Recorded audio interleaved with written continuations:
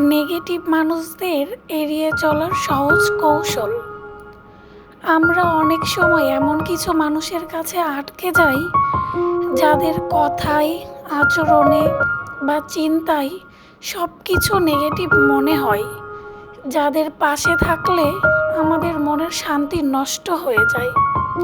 তবে সত্যি বলতে, তোমার জীবনের নিয়ন্ত্রণ কিন্তু অন্য কারো হাতে নেই। তুমি ঠিক করবে কার কথায় তুমি প্রভাবিত হবে আর কাকে এড়িয়ে চলবে। দূরত্ব বজায় রাখো। প্রয়োজনের বাহিরে ওদের সঙ্গে সময় দিও না। কথা কম বলো, সংক্ষেপে উত্তর দাও, কারণ কিছু মানুষ শুধু তোমার সময় নষ্টই করবে। ওদের কথাকে গুরুত্ব দিও না।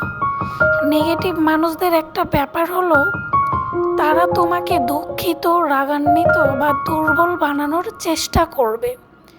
কিন্তু তুমি যদি সেই ফাঁদে না পড়ো, তাহলে ওদের কথার কোনো মূল্যই থাকবে না।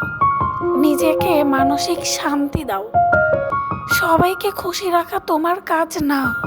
নিজের মনের শান্তির জন্য নিজের লাইফস্টাইল তৈরি করো। একটা কথা মনে রেখো, তুমি তোমার মতোই সুন্দর। কেউ তোমার আত্মবিশ্বাস নষ্ট করতে পারবে না, তুমি যদি সেটা না চাও।